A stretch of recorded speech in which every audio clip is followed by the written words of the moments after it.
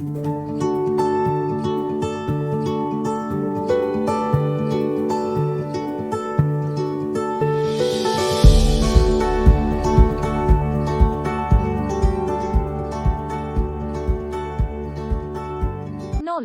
as we understand it, is of two kinds, that given by God to men, and that acquired by men by means of his own effort of rational inquiry based on experience and observation. The first kind can only be received by men through his acts of worship and devotion, his acts of service to God, ibadat, which, depending upon God's grace and his own latent spiritual power and capacity created by God to receive it, the man receives by direct insight or spiritual devouring, zawq, and unveiling to his spiritual vision, kashef.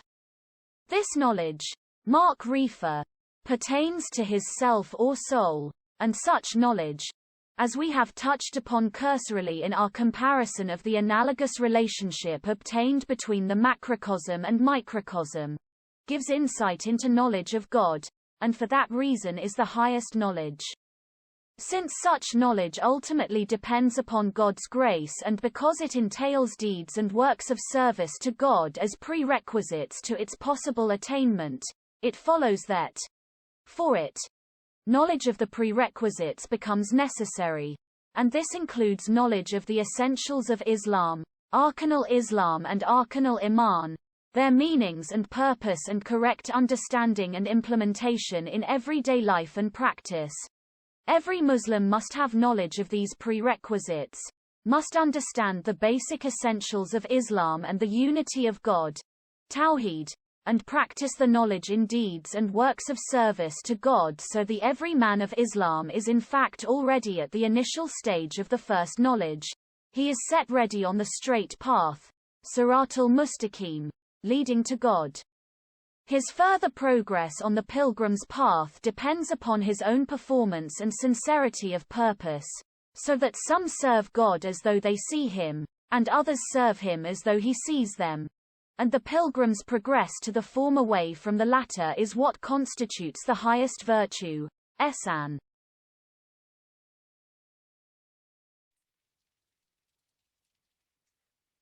Bismillahirrahmanirrahim.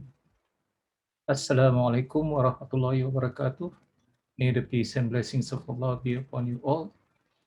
Now this passage, which is taken from the book by Professor Syed Muhammad Naquib al-Attas, who wrote the book Islam and Secularism.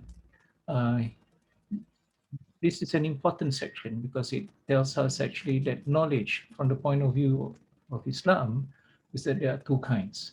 And this is very different from what our understanding of knowledge as we have received from the West, from the modern West.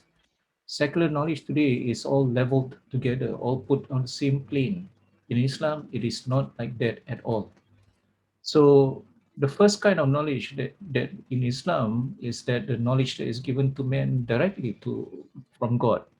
And this, of course, includes things like revelation, wahyu, and also includes other knowledge which comes from the hidayah, the inspiration, okay, and that includes also wisdom that has been given to a person, a Muslim, who has been a loyal servant of Allah.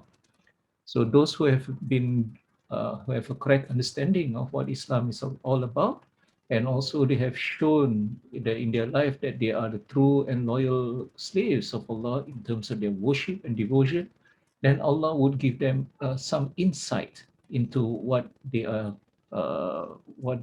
actually being, what they can see. And this is with regards to, for example, their spiritual vision to be much more than what a normal person would be able to do. And this is even more so with regards to people who are less, who are not as religious. So we are given this little insight with regards to the knowledge that is from Allah, and this is reserved for very special person, okay, or special people, if you like. And this knowledge usually is transmitted to the rest of humankind through such people. It's not given directly to every one of us. And this is something that I think which doesn't exist, all right, in with regards to knowledge as understood in the West today. So things like, for example, you talk about the Arkanul Islam, the Arkanul Iman, these are all things which are all part of that knowledge that has been given to us through God. We will not be able to come up with the idea of a hereafter in terms of what Jannah is like, what the hellfire is like, the existence of angels and so on. We, even if we may come, men may have come across or experienced the existence of angels, they may actually get it wrong about them. So the meaning and purpose and the correct understanding and implementation of all these concepts and ideas from revelation, okay, can only come from Allah. And this is a special kind of knowledge. It is not knowledge that you can actually derive from experience.